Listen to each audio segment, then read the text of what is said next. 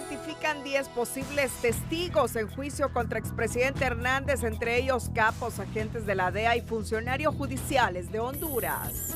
Juan Orlando Hernández envía carta donde reitera su inocencia y que existe una conspiración en su contra, pero analistas creen que su mensaje es de soledad y despedida. Rebajan 6 años a la condena de Fabio Lobo tras negociar con los fiscales su participación como testigo en el juicio contra Juan Orlando Hernández. Presidenta de la Corte de Justicia sigue sin convocar pleno para resolver crisis de rotación de salas. Resta importancia a carta de magistrada Bustillo y Wagner Vallecillo sigue escondido y al frente de sala constitucional. Honduras de nuevo en la mira por riesgo país y las divisas por exportaciones caen en casi $900 millones. Suspenden al director de la cárcel de Támara por triple crimen y comandante Ramiro Muñoz acepta que no vieron venir esa matanza. Como una bofetada para las mujeres, califican irrisoria condena de 5 años al policía que asesinó a Keila Martínez. Acusan de complicidad a la esposa del asesinado primer ministro de Haití. AMLO despotrica por marcha a favor de la democracia, mientras Israel declara non grato a Lula da Silva.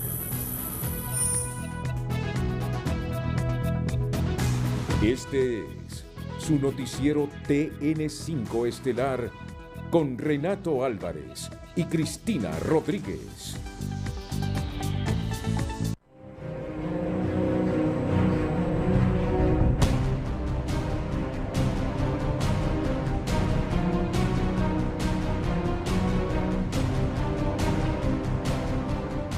El expresidente Juan Orlando Hernández, a pocas horas que inicie el juicio en su contra en Nueva York, escribió este lunes una carta donde reitera al pueblo hondureño que es inocente y víctima de una venganza y conspiración por parte de grupos del crimen organizado y enemigos políticos. En la misiva, el gobernante dejó claro que luchará por la verdad hasta las últimas consecuencias, porque en este proceso no solo está su vida, su nombre y libertad, sino la de su familia, su equipo y compañeros que acuerparon la lucha. El expresidente Hernández reiteró que las acusaciones son falsas e injustas, llenas de mentiras construidas de manera novelesca en base al testimonio de testigos, todos narcotraficantes confesos, con acuerdos de negociación con la Fiscalía del Distrito Sur, capaces de inventar mentiras con tal de lograr venganzas contra él. Según Hernández, las acusaciones en su contra fueron aprovechadas por políticos en Honduras y en Estados Unidos para impulsar agendas ideológicas. A pesar de las humillaciones, señala Jo, y de despojarlo de su libertad, separarlo de su familia y exigirlo como trofeo, si le tocara tomar las mismas decisiones, las volvería a tomar, al tiempo de llamar a los buenos políticos, funcionarios, periodistas, académicos y ciudadanos en general en Honduras, Estados Unidos y otros países a que investiguen la terrible conspiración de grupos oscuros en su contra. Hernández lamenta que después de casi 2 años de su detención ha puesto en evidencia la conspiración geopolítica y complot en su contra, al grado de pactar asesinarlo a él y a su familia luego de conocer un informe del FBI. El expresidente deja ver su malestar por la entrega tardía de información fuera de los plazos establecidos por el juez Castel. Según el exmandatario, no está siendo sometido a un juicio justo, sino a un juicio donde la Fiscalía cuenta con recursos ilimitados para acusarlo, concluyó. Muy buenas noches, Honduras. Bienvenidos a la emisión de este lunes 19 de febrero. La noticia del día es presentada por Claro. Contrata tu plan postpago de $21.99 con 30 gigas de internet, Facebook y WhatsApp ilimitados. Contratalo en tiendas Claro. Xiomara Orellana, nuestra enviada especial desde Nueva York, en directo esta noche en TN5 Estelar.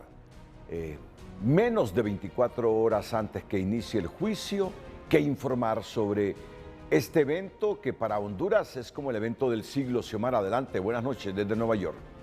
Buenas noches, Renato. Pues está la expectativa. Mañana la sala 26B de la Corte del Distrito Sur de Nueva York abre sus puertas para iniciar con el juicio contra el expresidente Juan Orlando Hernández Alvarado. Y justo llegarán los neoyorquinos que han sido convocados para ser parte del jurado. De un número que se calcula de 60, se elegirán a 12 jurados propietarios y 3 que serán suplentes. Desde ahí comenzará este proceso. Hoy se ha especulado mucho, Renato, sobre esta selección, porque algunos manifiestan que el mismo será puerta cerrada y otros que será público. Pero lo cierto es que hasta ahora la nota que firmó el juez Kevin Castle el día viernes estipula que el mismo está abierto. Entonces mañana nosotros vamos a estar ahí para contarle las incidencias de lo que ocurra en la selección de este jurado. Este proceso tardará más o menos de 1 a 1 día y medio. Todo dependerá de la forma como cada uno de los grupos o personas respondan a la serie de preguntas que lanza la Corte para garantizar que las personas que conformarán el jurado no tienen conocimiento alguno, ni de Honduras, ni mucho menos del acusado. Así que esta es la programación que hay y que a partir de las 9:30 de la mañana iniciará en una sala diferente a la que se juzgó al hermano del expresidente Juan Antonio Hernández Alvarado, que en esa ocasión fue la sala 11B. Hoy pasamos a la sala 26B y es porque, según lo que manifestó el juez, es una sala más amplia, con más capacidad de personas, porque ya prevén en la Corte que la cantidad de gente que va a llegar a presenciar el juicio será bastante amplia. Esto es lo que nosotros podemos informar en este momento, Renato, a pocas horas de que inicie este juicio. Estamos como a 12 horas casi para que ya dé inicio y comienza precisamente con la selección del jurado, que por un lado la Fiscalía ha pedido proteger y por otro la defensa ha pedido que sea público. Así que estamos aquí a la expectativa. Rectifico, yo dije a menos de 24 horas y tú tienes razón. Estamos a menos de 12 horas, son las 9 de la noche en Honduras. ¿El juicio inicia exactamente a qué hora con la selección del jurado, Xiomara? A las 9:30 de la mañana. 9:30, no. El error fue mío, no estamos a menos de 24 horas, estamos a menos de 12 horas. Después de la selección del jurado, ¿qué sigue, Xiomara? La Fiscalía presenta los argumentos que llevaron a formular la acusación contra el expresidente. Ahí hará un detalle pormenorizado. Es una presentación en la que destacará cuáles fueron los vínculos, nexos que llevaron a ellos a presentar la acusación. Esto generalmente dura unas 2 horas porque es bastante extenso. Así fue con el caso de Juan Antonio Hernández. Veremos en este caso cuánto tiempo le toma a la Fiscalía, porque este es el punto de partida para ubicar en contexto al jurado y que entiendan a qué casos se están enfrentando. Así que este es el primer paso. Ya luego de eso, pues vendrán algunas partes de la defensa para desestimar algunas de la presentación de argumentos, pero esto seguirá su curso y posteriormente vendrán los expertos para ubicar al jurado dónde está Honduras, cómo es su vida política, social, económica, y luego de esto también cómo el narcotráfico permeó la institucionalidad y cómo Honduras se volvió un punto de interés en el negocio del narcotráfico. Así que primero serán como testimonios o exposiciones que llevarán al jurado a entender cuál es la dinámica que jugó Honduras y sobre todo el expresidente que está siendo acusado en la Corte del Distrito Sur de Nueva York. Es la periodista Xiomara Orellana. Seguro que a ustedes les interesa toda la información que Xiomara transmita sobre este juicio contra Juan Orlando Hernández. A mí me interesa también y a todos nosotros, pero más nos importa la salud de Xiomara. Saben ustedes que Xiomara Orellana, junto a Cristian Morazán y Oscar Estrada, correcto, claro, son los enviados de Televicentro a cubrir este juicio. Digo que me importa la salud de Xiomara. Hace algunos días Xiomara, por la nieve, las temperaturas en Nueva York, se resbaló, cayó y se fracturó en un brazo. Será operada en No sé si en 48, 72 horas estará reposando 2 días, pero luego volverá para informarnos en este espacio TN5 Estelar. Tu salud, cuéntame un poquito si le importa a la gente, porque la vida y la seguridad, la protección, sos una periodista muy importante, también nos debe interesar. Xiomara. Bueno, estamos aquí en recuperación, estoy con un vendaje porque por la inflamación el médico no quiso que la intervención fuera inmediata, me dio una semana para hacer la cirugía que está programada para el próximo martes 27, Renato. Y bueno, tras que nos recuperemos y ya con un yeso, una fibra que te ponen, entonces voy a tener el brazo más seguro y eso me va a permitir pues rápidamente incorporarme de nuevo a las tareas de informar sobre el juicio. ¿2 fracturas en un mismo brazo o tuve una información un poquito exagerada? No, son dos fracturas, la muñeca y el hueso del antebrazo. Así que aquí estoy. Hoy estoy bien, pero si hubiera estado con ustedes los 2 primeros días, el dolor era agudo, o sea, era terrible, pero voy superando y eso es lo importante. Que te recuperes, nos importa que Gracias. te recuperes.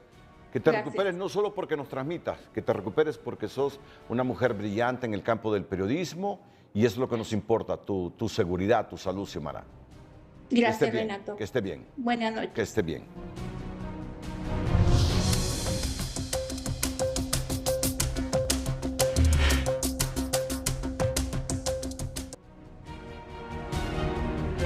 El juicio a desarrollarse contra el expresidente de Honduras, Juan Orlando Hernández, es un hecho sin precedentes para la historia del país y que se ha vuelto un tema de interés del que se habla en todos lados y de diferentes estratos sociales.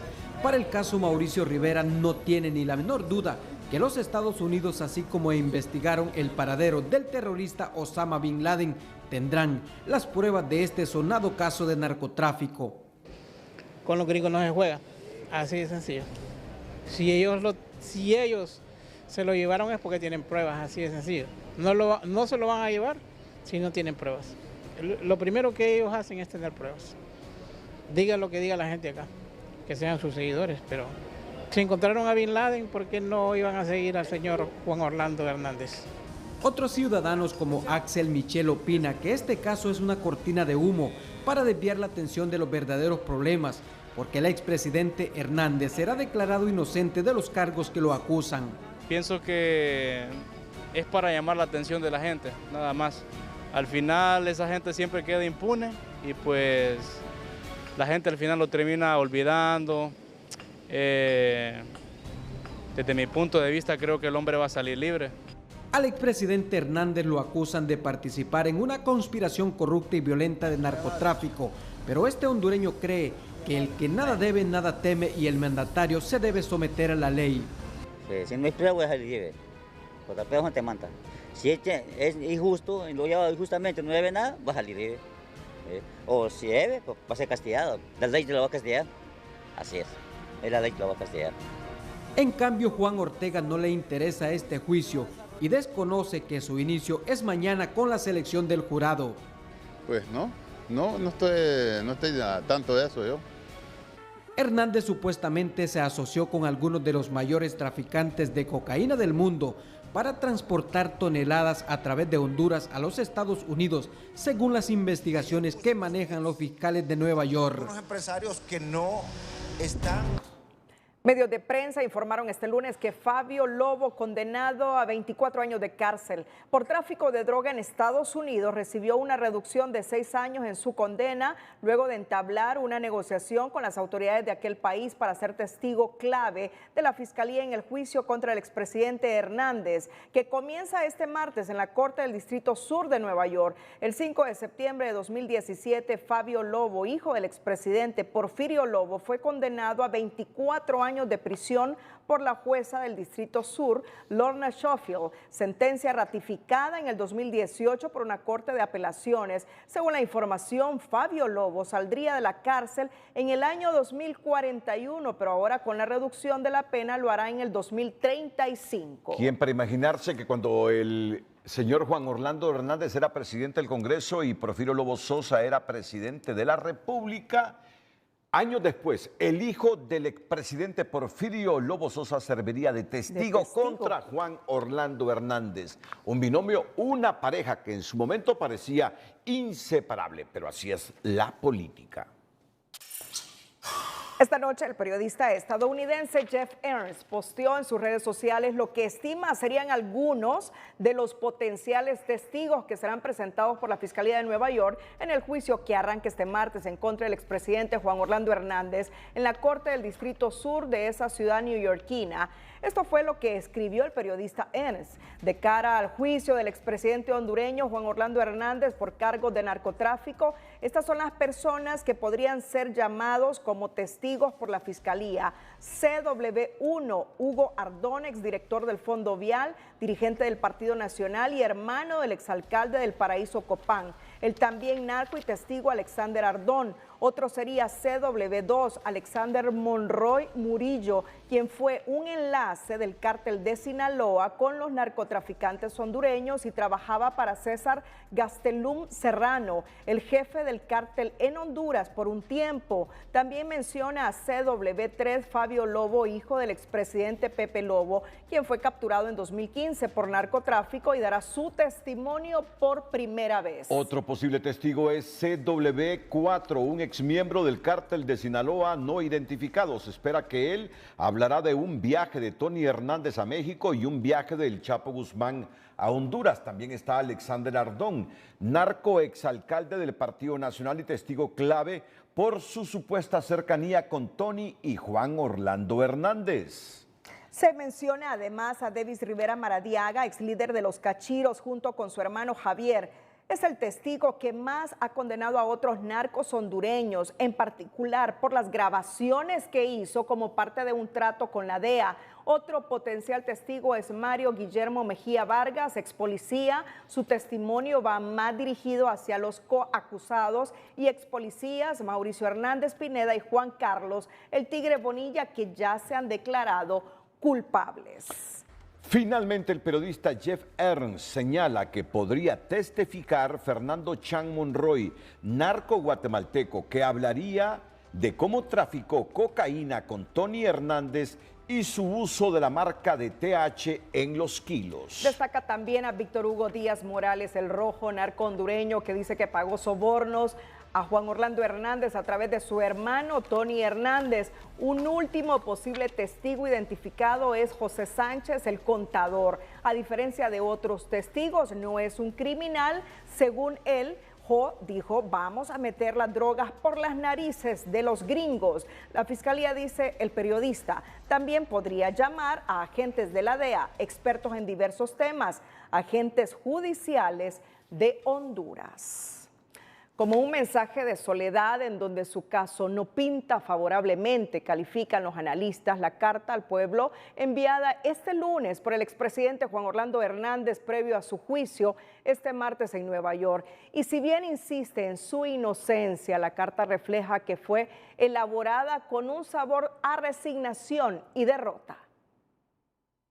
A pocas horas para el comienzo del histórico juicio contra el expresidente Juan Orlando Hernández en Nueva York, el panorama no pinta bien según los analistas que al interpretar algunos mensajes del exmandatario en su carta divulgada este día perciben un poco de resignación. Se ve que el exmandatario prácticamente está aceptando ya su destino en el sentido que manifiesta que los funcionarios estadounidenses se han ensañado con él. Pero también leen entre líneas que el exgobernante terminará con las botas puestas porque insisten que es inocente y que está dispuesto a luchar por la verdad hasta las últimas consecuencias, lo que significa que no se declarará culpable, pese a que la colina está empinada para el expresidente, considera este analista. Él es un abogado, es un hombre que tiene experiencia. Entonces él tiene que buscar todos los argumentos que sean posibles para tratar de demostrar que es inocente. En Estados Unidos, cuando los fiscales hacen una acusación, tienen que estar muy seguros de la acusación, porque si no, eso se revierte contra ellos. En esos mismos términos se pronuncia el presidente del Colegio de Abogados de Honduras, quien además destaca el llamado del expresidente, quien pide a los hondureños que le acompañen y le ayuden a defender la verdad, algo que puede interpretarse que Hernández se siente solo. Bueno, da un poco de tristeza la carta que él ha realizado, no obstante las probabilidades son bastante pocas en la factibilidad de no culpabilidad, ya que la Fiscalía tiene investigaciones bastante contundentes y antecedentes y estadísticas. Ahí es donde se ve la verdad, en la enfermedad y en los momentos difíciles se ven los amigos. Hoy he visto que tantos ministros, tantos servidores públicos, ¿dónde están? El exmandatario hondureño fue acusado por varios delitos: conspiración para importar sustancia controlada a los Estados Unidos, usar o portar armas de fuego, y conspiración para usar y portar armas de fuego, incluyendo ametralladoras y dispositivos destructivos.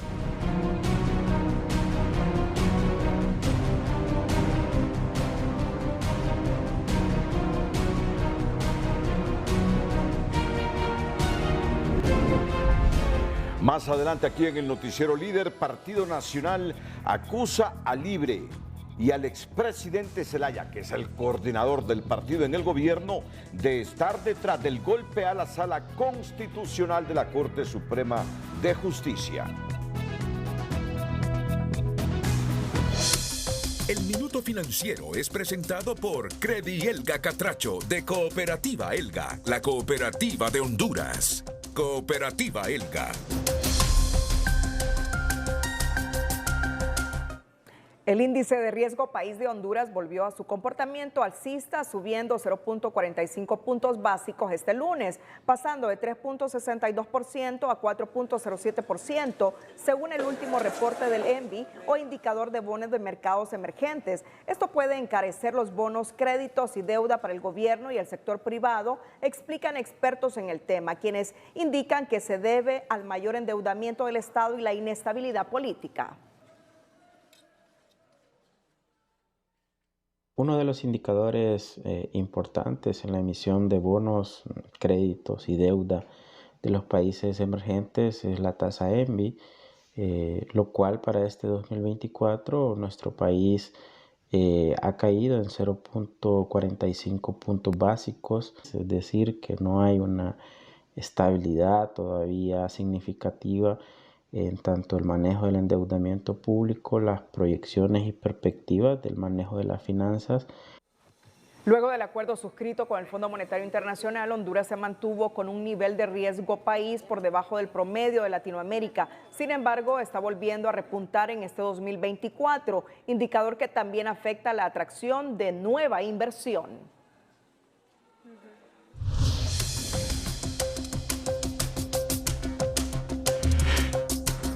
Los combustibles suman 6 semanas de alzas consecutivas, acumulando incremento desde 4 lempiras en gasolina regular y el LPG vehicular, mientras que la gasolina regular y el diésel superan los 6 lempiras por galón. Por su lado, el queroseno ha incrementado 5.79 lempiras. El director de hidrocarburos de la Secretaría de Energía, Carlos Pozas, reiteró que están analizando aprobar subsidios para mitigar el impacto en el bolsillo de los hondureños.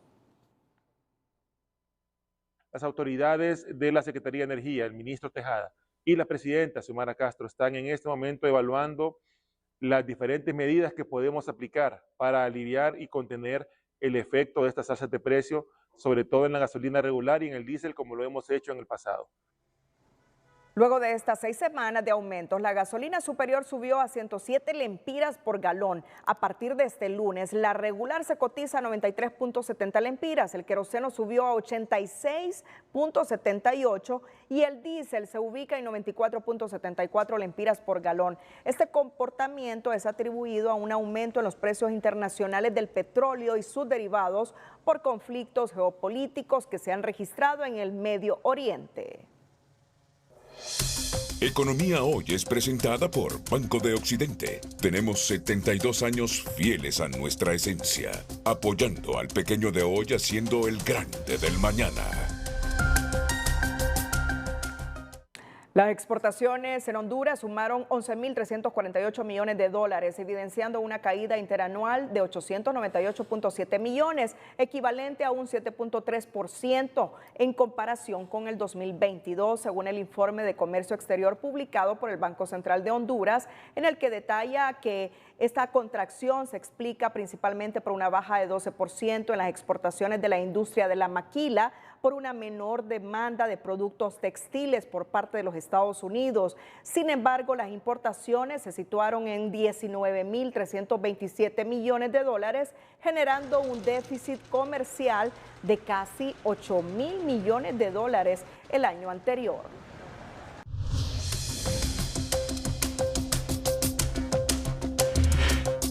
En nuestra sección del emprendedor te mostramos los trabajos de ebanistería, producto del emprendimiento de un talentoso hondureño oriundo del Porvenir en Atlántida. El emprendedor de hoy es presentado por Banco Ficosa. Queremos que llegues lejos. Banco Ficosa.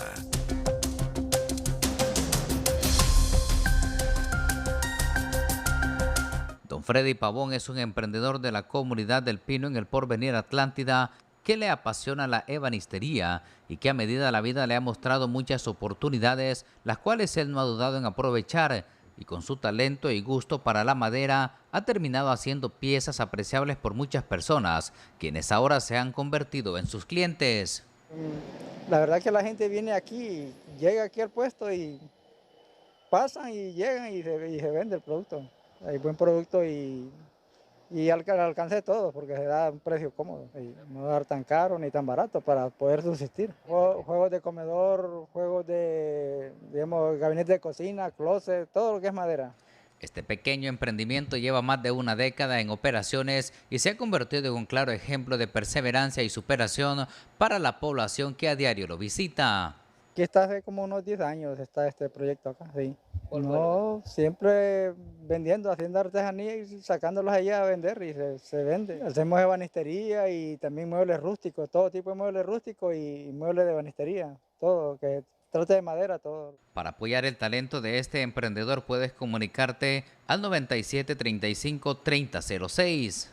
Los hermosos trabajos como este en el cual yo estoy sentado pueden encontrarlos específicamente aquí en la comunidad del Pino, a la orilla de la carretera CA13, en el Porvenir Atlántida. Nahum Monge, Telenoticias.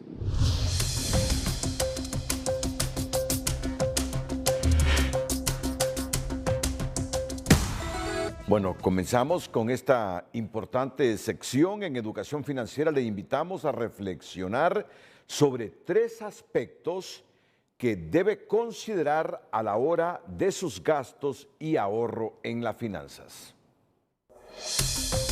Educación Financiera es presentada por Banpaís. Regresan las clases y las compras de los útiles escolares. Divídelo todo a 0% interés con tus tarjetas de crédito Banpaís. ¿Cuándo fue la última vez que elaboró un presupuesto? ¿Sabe cómo hacer un presupuesto personal? Llevar cuentas de sus ingresos y gastos periódicamente es ideal para llevar el control de sus finanzas y conocer el dinero que necesita para cumplir con sus obligaciones. Empiece por ahí. ¿Cuáles gastos específicos afectan su presupuesto mensual? Si sus gastos superan sus ingresos mensuales, es hora de pensar en medidas para evitar que sus finanzas se salgan de control. ¿Qué porcentaje de sus ingresos mensuales está ahorrando? Para unas mejores finanzas personales es clave conocer la importancia del ahorro. Para una mejor economía personal, le proponemos que destine mínimo el 10% de sus ingresos para ahorrar cada mes.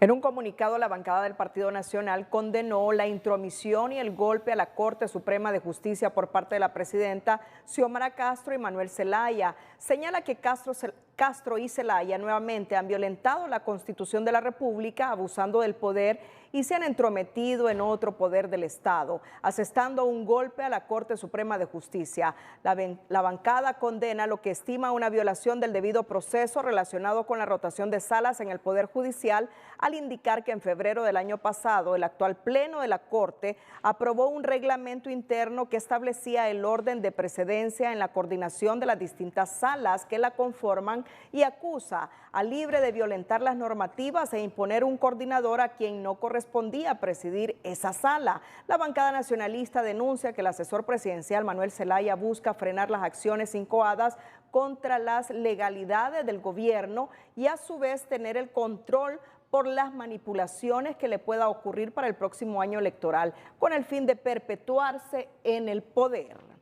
La rotación de salas en el Poder Judicial sigue generando controversias y desde la Corte Suprema señalan que la magistrada presidenta Rebeca Raquel Obando no está obligada a convocar a pleno para discutir la no aceptación de la Sala de lo Civil por la magistrada Gaudy Bustillo por considerar que viola el orden de precedencia. En la Corte aseguran que Raquel puede nombrar también de oficio, en tanto el magistrado Wagner Vallecillo sigue sin asomar la cabeza, no ha rechazado la designación en la Sala Constitucional y Washington junto a otros sectores piden salvaguardar la independencia de ese poder del Estado, respetando la ley y garantizando justicia.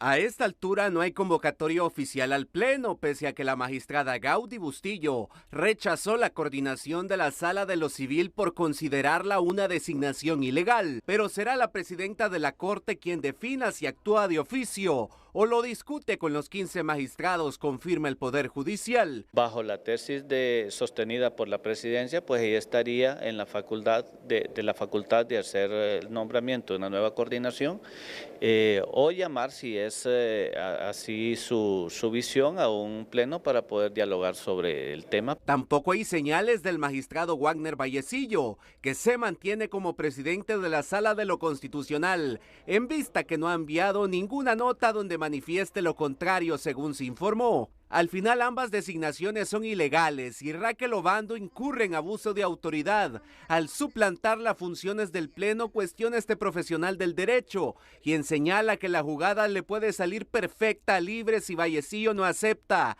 y ese vacío lo vuelven a llenar con la magistrada Sonia Dubón. Y en este caso lo que pasaría es que se lograría el objetivo de que la persona que está ocupando, el que ocupó el cargo hasta el 17 legalmente, pueda continuar en él. Si renuncia el que fue designado ilegalmente, pues simplemente la que ocupa el cargo puede continuar. La ruptura del orden de precedencia en las salas constitucional y civil de la Corte también alertó a la comunidad internacional. El subsecretario de Estado para Asuntos del Hemisferio Occidental de Estados Unidos, Brian Nichols, externó la preocupación e instó a garantizar la transparencia e independencia. Ya no solo es la crítica situación de la Fiscalía con autoridades interinas electas por 9 votos, la incertidumbre también se apodera de la Corte Suprema. Esta diputada del PSH considera que el oficialismo en el poder envía un mensaje nefasto al ejecutar prácticas dictatoriales para cooptar la institucionalidad. Concentra el poder y se presta para que el partido de gobierno pues tenga control, no solamente ahora del legislativo, del Ministerio Público, sino que también del Poder Judicial. La comunidad nacional e internacional condena el actual del Poder Judicial, que mediante actuaciones políticas debilita el Estado de Derecho y el acceso a la justicia. Para el partido en el poder, el control de la Sala Constitucional reviste importancia política de cara a las elecciones, porque ahí irán a dar los partidos políticos rechazados por el Consejo Electoral por no llenar los requisitos mínimos de ley, sostienen los expertos al indicar que será esa sala quien determinará si les da vida o sepultura en función del interés del oficialismo por el canje de credenciales para los comicios generales. 5 partidos políticos que no reunieron los requisitos mínimos de sobrevivencia en las pasadas elecciones generales están a punto de recurrir a la Sala Constitucional del Poder Judicial para buscar su inscripción en el Consejo Nacional Electoral, que a inicios de septiembre próximo hace el llamado a elecciones primarias y ahí se sabrá quiénes entran o se quedan fuera. Los partidos políticos que hasta el 8 de septiembre tengan su inscripción, su personería jurídica otorgada, serán los que participarán tanto en las elecciones primarias internas, si así lo consideran, y sobre todo en las elecciones generales que se celebrarán el último domingo de noviembre del otro año 2025. Y es que la Sala Constitucional jugará un papel determinante para borrar del escenario electoral a los partidos que están en el limbo y que según la oposición política no tengan el sello de aprobación del partido oficialista. Por ahora son 5 partidos de reciente creación que ya están fuera. El Consejo Nacional Electoral no se ha pronunciado. Entonces, si se pronunciara a favor o en contra, estos tendrían que recurrir a la Sala Constitucional y allá depende quién esté, ¿va? Porque ahora aquí no es la justicia, sino quién esté. Si la justicia depende de un pelo o la justicia depende de un bigote. En el pasado, la Sala Constitucional revivió a 2 partidos políticos que no pasaron la prueba en las elecciones generales del 2014. Hoy existen 5 partidos más que buscarán el mismo camino y serán los nuevos magistrados los que podrían decidir quiénes son los buenos y los no tan buenos. Desde el partido en el poder descartan la intervención del Libre en decisiones del Poder Judicial y no vacilan en señalar al Partido Nacional como el promotor de esta campaña. Por medio de la Sala Constitucional, ellos crearon muchos partidos de maletín para poder tener control en las mesas electorales, pero con las reformas electorales hemos eliminado, ¿verdad?, que solo la mayoría tenga representación. Entonces yo sí le digo, como ellos las usaron, piensan que el Partido de Libertad y Refundación las quiere usar. De momento el Consejo Nacional Electoral tiene 5 peticiones de inscripción de igual número de partidos nuevos y muchos podrían terminar en la Sala Constitucional si en el CNE no logran su inscripción, pues aquí inicia el juego y el cálculo político para medir a quienes le quitarán o le comprarán las credenciales el día de las elecciones generales. Sí. Mediante un comunicado, la Red por la Defensa de la Democracia cuestionó que la reciente controversia por la rotación de magistrados de salas que conforman la Corte ha puesto en manifiesto nuevamente la falta de voluntad y ambivalencia de la clase política hondureña en perjuicio de la democracia, el Estado de Derecho y la confianza ciudadana. En ese sentido, indican que la interferencia política en la selección de los miembros de la Corte Suprema pone en riesgo la independencia judicial y debilita la confianza en las instituciones democráticas. Asimismo, lamentaron la falta de voluntad de su máxima autoridad, pues ese poder del Estado es el llamado a ser el último bastión en la defensa de la democracia y establecer pesos y contrapesos en el sistema democrático. De esta manera instaron a las autoridades del Poder Judicial a reflexionar sobre la importancia de su rol en el fortalecimiento de nuestra democracia y actuar con responsabilidad y compromiso en el cumplimiento de sus funciones.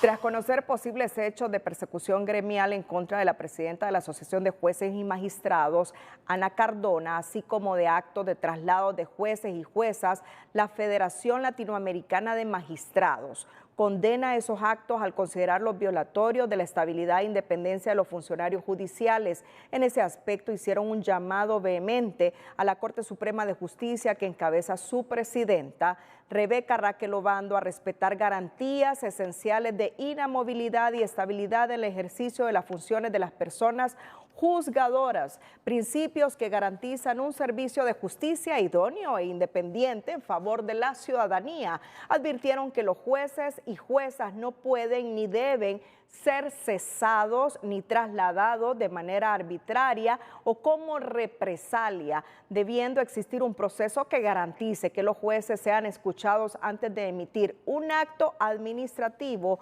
de traslado.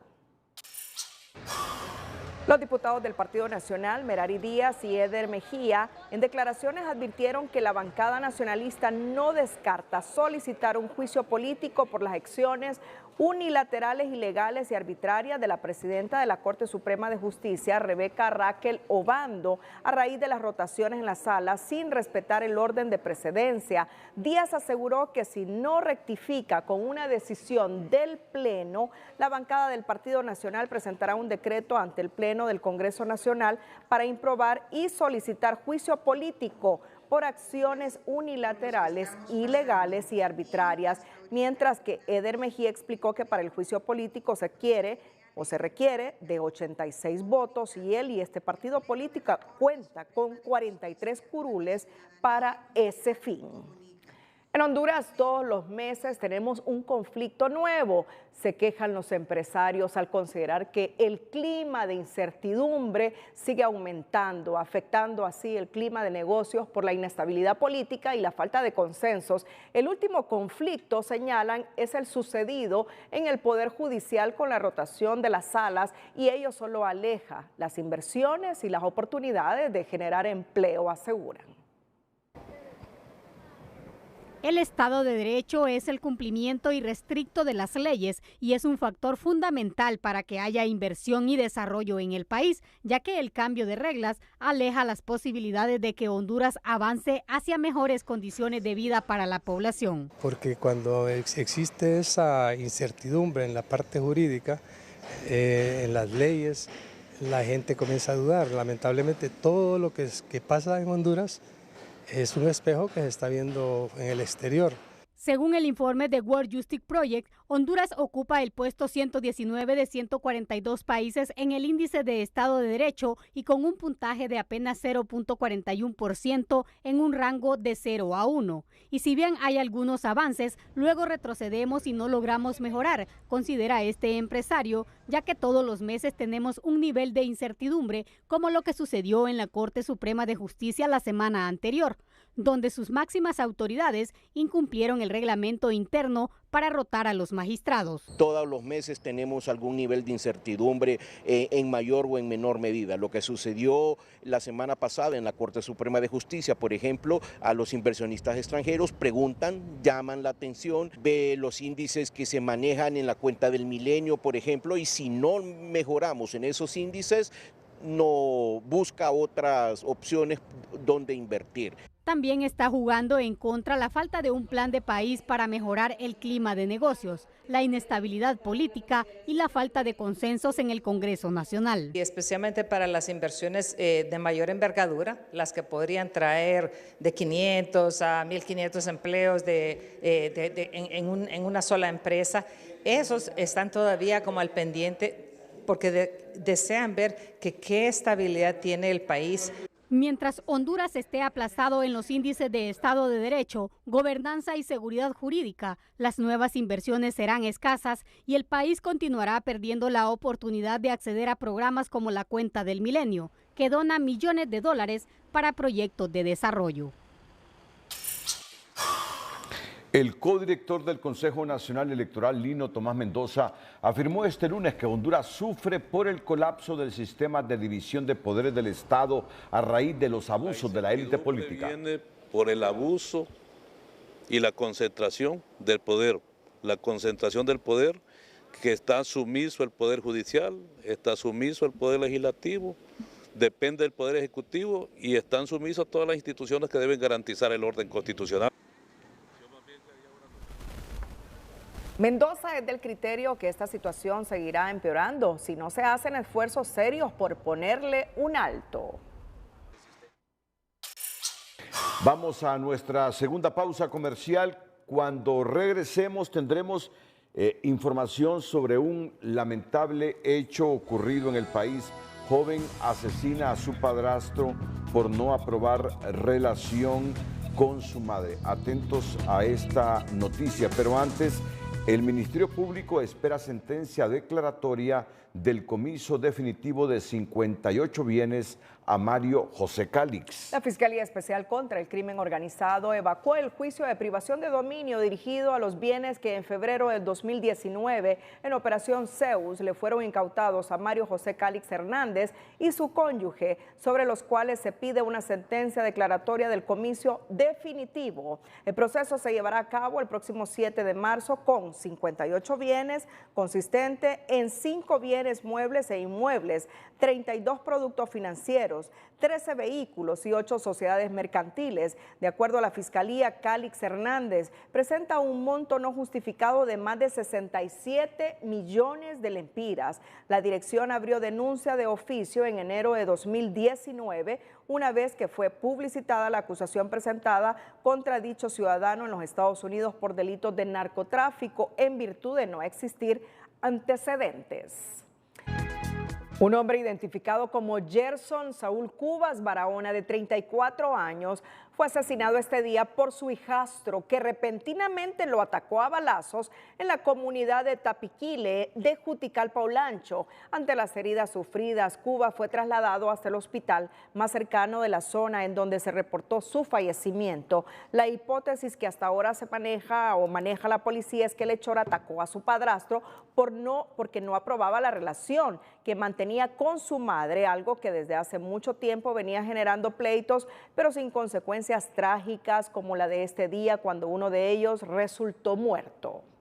Como una bofetada a la lucha de las mujeres, consideran la sentencia de 5 años otorgada por un tribunal de justicia al policía Harold Perdomo, asesino de la joven Keila Martínez. Su madre se siente frustrada, dice que la vida en Honduras no vale nada, mientras las organizaciones de mujeres anuncian que llevarán el caso ante instancias internacionales. El victimario de Keila fue condenado por homicidio imprudente y no por femicidio, como se pedía. Keila murió en una celda bajo la custodia del Estado.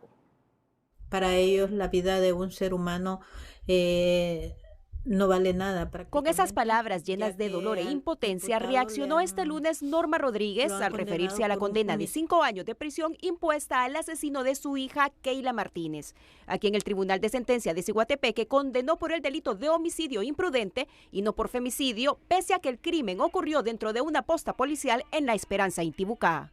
Esta sentencia por parte de los jueces del Tribunal Supremo de Siguatepeque deja mucho que pensar en la justicia hondureña. Es un feminicidio agravado porque fue dentro de las celdas de la Policía Nacional de La Esperanza Intibucá.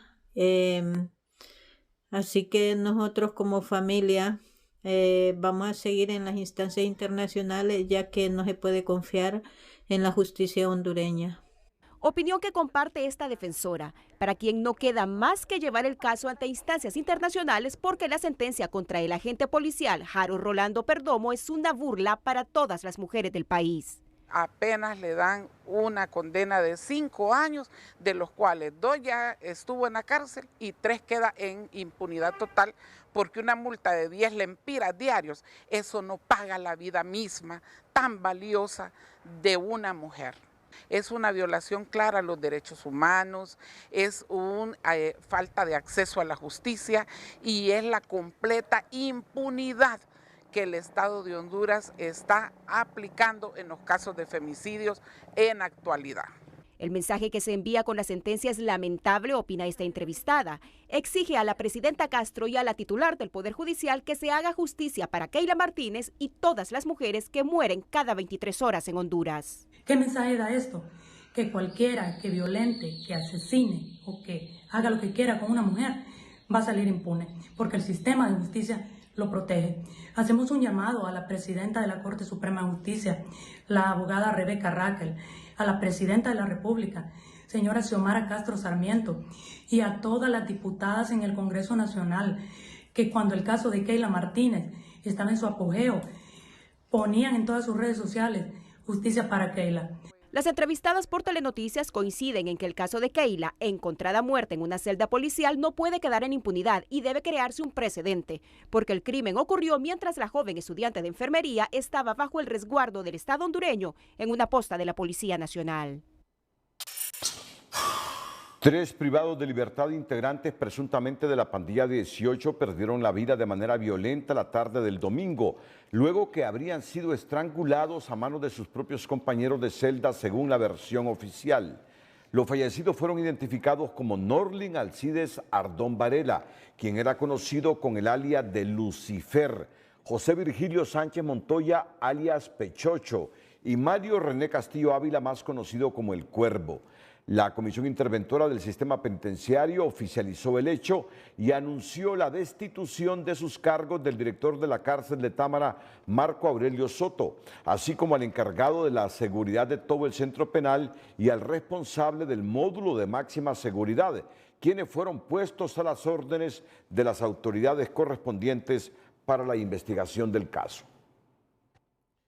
Como lo hemos informado este lunes, el comandante de la Policía Militar de Orden Público, el coronel Ramiro Muñoz, aceptó que la muerte de 3 privados de libertad, presuntos integrantes de la pandilla 18, es la primera que ocurre bajo su gestión, que han sido suspendidos el director de la Penitenciaría Nacional de Támara y otros subalternos, mientras familiares de los reclusos piden una investigación a fondo para que estos crímenes bajo la custodia del Estado no queden impunes. La muerte violenta de 3 presuntos miembros de la pandilla 18, registrada la tarde del domingo en la Penitenciaría Nacional de Támara, Francisco Morazán, tomó por sorpresa a sus autoridades por la forma aislada y silenciosa en que al parecer fue ejecutada por presuntos miembros de la misma organización, ya que las circunstancias en que pudo haberse dado pone en evidencia lados vulnerables de estos recintos, calificados como cárceles de máxima seguridad en el país. Nosotros esperamos que hayan problemas entre las diferentes organizaciones criminales, pero imagínese usted una celda donde están los miembros, los líderes de la misma organización criminal y son ahorcados ahí, ni siquiera bulla hay. Si nosotros escuchamos una bulla, pues entonces vamos y podemos solucionar el problema. Esos son los inconvenientes. Nadie se va a imaginar que una misma organización tenga este tipo de problemas. Este nuevo hecho violento dio lugar a que el director de la Penitenciaría Nacional, Marco Aurelio Soto, fuera suspendido de su cargo junto a 2 funcionarios más y puestos a la orden de las autoridades competentes, mientras en el Centro de Investigación y Promoción de los Derechos Humanos, CIPRODE, piden que se haga una profunda investigación que determine quiénes fueron los responsables directos del triple crimen. Es necesario hacer una investigación y determinar quiénes son los responsables directos de las muertes de estas personas, seguirle el juicio que corresponde y castigarles en su caso. Por su lado, la presidenta de la Asociación de Familiares de Privados de Libertad, Delma Ordóñez, manifestó su preocupación por estas muertes violentas ocurridas bajo custodia, por lo que recomienda que sean las propias autoridades del Instituto Nacional Penitenciario quienes averigüen qué es lo que realmente está ocurriendo al interior de las cárceles penitenciarias. Han habido otras muertes, pero como les repito, ¿verdad? Son las autoridades las encargadas de dar los datos de las personas que han muerto bajo custodia. Estos son temas bien delicados y me parece que son las autoridades del INP, ¿verdad?, quienes deben de dar una respuesta y hacer las averiguaciones correspondientes. Los fallecidos respondían a los nombres de Alcides Ardón Varela, alias Lucifer, José Virgilio Sánchez Montoya, conocido como Pechocho, y Mario René Castillo Ávila, conocido como Cuervo. Y según lo expresado por el propio director del Instituto Nacional Penitenciario, coronel Ramiro Fernández Muñoz, es el primer caso de este tipo y que bajo esas circunstancias se registra durante su gestión. Sánchez Montoya cumplía una condena de 50 años de cárcel y con anterioridad había logrado escapar del centro penal, dejando a otro compañero de celdas que lo sustituyera para cumplir su condena. Tras el lamentable incidente violento suscitado en la cárcel nacional de Támara, donde 3 privados de libertad perdieron la vida al ser ahorcados supuestamente a manos de sus propios compañeros de celda la tarde del domingo, el presidente del Comité para la Defensa de los Derechos Humanos en Honduras, Hugo Maldonado, reconoció que crímenes como estos continuarán registrándose en el sistema penitenciario y pidió a las autoridades ejercer un mayor control de los recintos e investigar las causas de este triple crimen.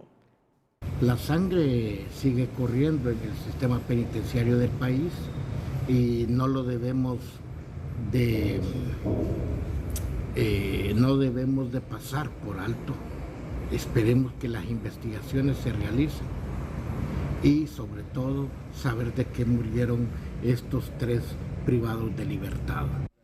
El titular del CODE también hizo un llamado sobre las situaciones que se estarían generando al interior de la cárcel de máxima seguridad del Pozo en Ilama, Santa Bárbara, donde se registran problemas relacionados con las visitas, en especial las mujeres sometidas a registros indebidos, manifestó. Y regresamos con un controversial caso que ya se ventila en los tribunales de justicia. Audiencia contra coronel implicado en 5 muertes postelectorales continuará este martes para concluir evacuación de pruebas. Atentos a esta noticia. El coronel Víctor Alonso Ponce Martínez se presentó este día al Juzgado de Criminalidad Organizada y Corrupción en audiencia inicial por la causa instruida en su contra, basada en la supuesta comisión de 5 delitos de asesinato cometidos durante la crisis postelectoral del 2017 en San Pedro Sula. Sin embargo, la misma se suspendió y continuará mañana debido a la excesiva carga probatoria. Suspendida a petición de las partes en virtud de que la carga probatoria es extensa, la cual retomará en el día de mañana, 20 de febrero a las 8:30 de la mañana. Además de los homicidios en perjuicio de Víctor Evelio Martínez, Roger Alberto Vázquez, José David Ramos, Mauricio Jonathan Echeverría y Michael Jair Ponce, al coronel Ponce se le imputan los delitos de abuso de autoridad y falsificación de documentos públicos en perjuicio de la administración y la fe pública. En un video que circuló el fin de semana, el diputado de Libre, Bartolo Fuentes, protagonizó un altercado con el alcalde del Progreso, Alexander López, y el secretario de Infraestructura y Transporte, Octavio Pineda, ya que Fuentes pedía a Pineda retirarse del lugar y trasladar la reunión técnica con las fuerzas vivas del Progreso y la conferencia para hablar sobre el proyecto de construcción del corredor turístico a un sitio aledaño donde estaba el activismo del Partido Libre.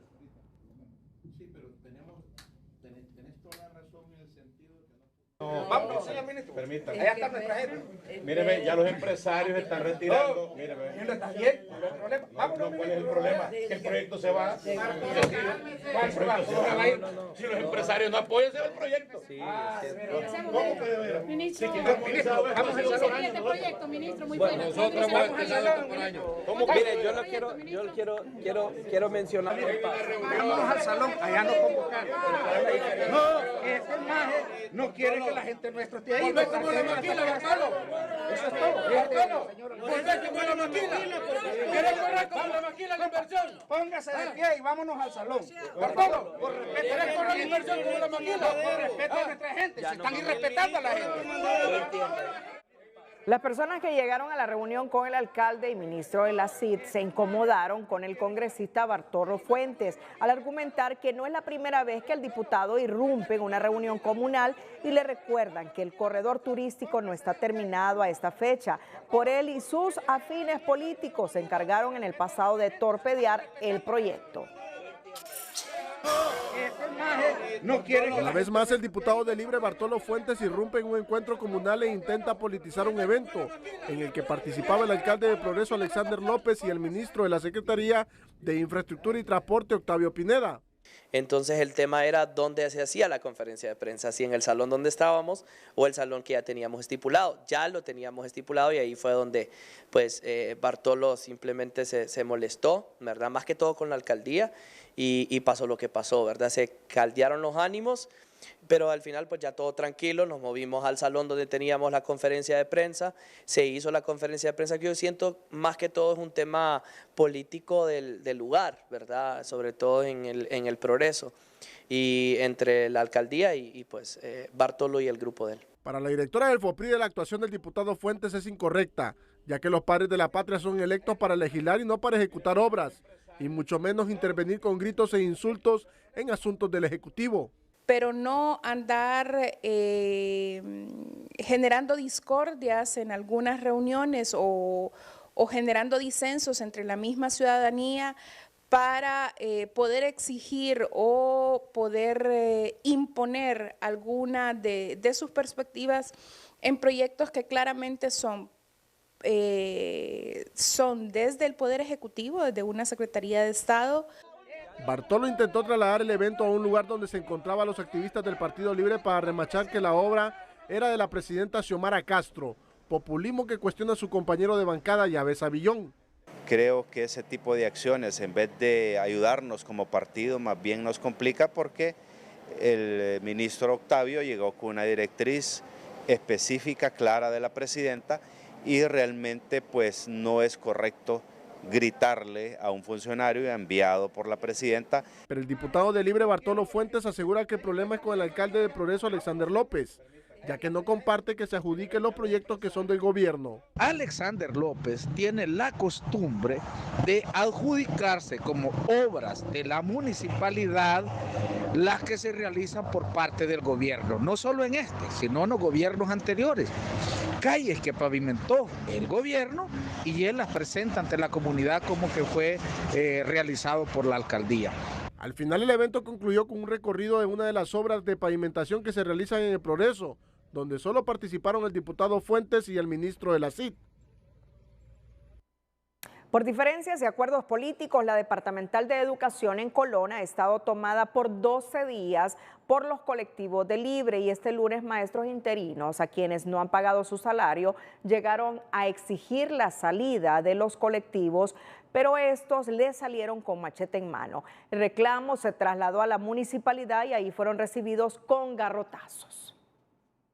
Hace 12 días, colectivos de Libre, en su mayoría empleados municipales, tomaron las instalaciones físicas de la Dirección Departamental de Educación de Colón. en el cual el propio alcalde municipal exige formar parte de los procesos educativos, incluyendo el nombramiento de docentes. Los alcaldes tenemos la obligación, aparte de la facultad, tenemos la obligación de que el desempeño del proceso educativo en nuestros municipios también es competencia nuestra en colaborar, en participar y ser parte de los mismos procesos. El mismo día, las autoridades departamentales de educación emitieron un comunicado en donde señalan al edil de Trujillo de ser parte y promotor de la toma de la departamental de educación y los responsabilizaron por el atraso de pago a docentes interinos. Este día, maestros interinos llegaron a la departamental a pedir a los protestantes desalojaran las instalaciones, pero estos se negaron. Posteriormente, los docentes se fueron a protestar al edificio de la municipalidad, en donde fueron recibidos a garrotazos por empleados municipales. No, estamos exigiendo que el alcalde suelte la dirección departamental, que arregle sus cuestiones políticas como debe de ser, pero ahí no hay ningún docente en la toma de la dirección departamental.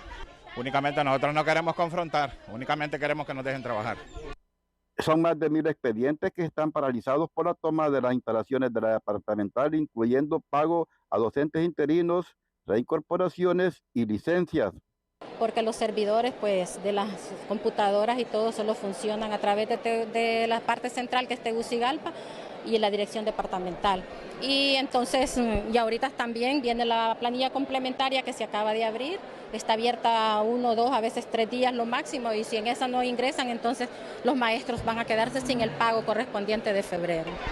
Todo parece indicar que diferencias políticas dentro de los dirigentes del Partido Libre está llevando este caos al sistema educativo público de este departamento. En Trujillo, Colón, Héctor Madrid, Telenoticias. Integrantes de la Coalición Ambiental de Honduras en defensa de la Isla del Cisne entregaron en las oficinas de las Naciones Unidas en el país un informe sobre el impacto ambiental que representaría la construcción de una cárcel en esa zona para albergar a más de 2000 internos y solicitarle que envíe una carta al Ejecutivo recordándole las convenciones internacionales de las que el Estado de Honduras es signatario. Para que interceda, ya que en este proyecto de la construcción de la cárcel en las Islas del Cisne se están violentando tratados, convenios internacionales que rezan sobre el tema de la conservación de la biodiversidad, y entonces estamos advirtiendo para que pueda interceder y evitar que Honduras sea objeto de una demanda internacional, o por el defecto que Honduras renuncie a estos tratados para no ser afectado desde el punto de vista internacional y porque vamos a dañar muchas especies ahí. Soto informó que otra de las solicitudes ante la ONU es que les otorgue mecanismos de protección a la integridad física de los miembros de la coalición y la de sus familias.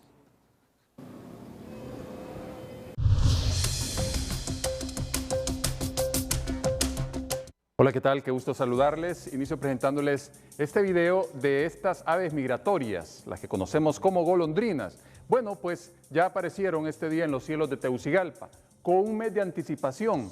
Son aves que pues están afectadas por el tema del cambio climático. Hay que recordar que consumen insectos y pues hay una cierta tendencia con el tema del cambio climático a perder un poquito de temporada a las aves migratorias principalmente. Y sobre el frente frío que ha dejado lluvias en el litoral caribe, pues ya observamos en esta imagen que se ha desplazado, está saliendo por la parte oriental, y lo que vemos aquí es parte de la masa fría, que no es tan fría, está modificada. Y es así que para esta jornada, para amanecer en el occidente, esperamos 10 grados, aquí en el centro 15, pero luego las temperaturas se modifican, llegan a 27 en el centro y occidente, 27 en la zona norte, 37 en el sur y en la región oriental 31. Pero ojo, porque habrá un punto en Santa Bárbara, específicamente cerca de Peña Blanca, Nueva Esperanza, pues 4 grados esperamos en horas de la madrugada. Este será el punto más frío en el territorio nacional la madrugada de este martes, pero solo la madrugada. Luego las temperaturas se van arriba, todavía tendremos 61 kilómetros por hora, algunas ráfagas de viento en el centro, oriente y algunas zonas altas del sur, mientras el oleaje irá desde 1.4 hasta 1.8 en horas de la noche de este martes cerca de las islas de la Bahía y al norte de Colón, Y esta otra imagen que justamente nos grafica que lo fuerte de la lluvia ya se queda en la parte baja de Centroamérica sobre Costa Rica y solamente algunos chubascos pueden aparecer hacia el final del día en el departamento de Colón. El resto sin posibilidad ya de precipitación y nos vamos con un índice ultravioleta elevado a 13, que es peligroso. Cuídense mucho, siempre les queremos como televidentes y no como noticia. Que la pasen bien. Cerramos la emisión estelar a continuación, las 5 de TN5. Feliz noche. Las 5 de TN5 son presentadas por Tigo. Mi familia, todo navegar con internet de 65 megabytes por solo $36. Contrátalo ya. Identifican 10 posibles testigos en juicio contra expresidente Hernández, entre ellos capos, agentes de la DEA y funcionarios judiciales de Honduras.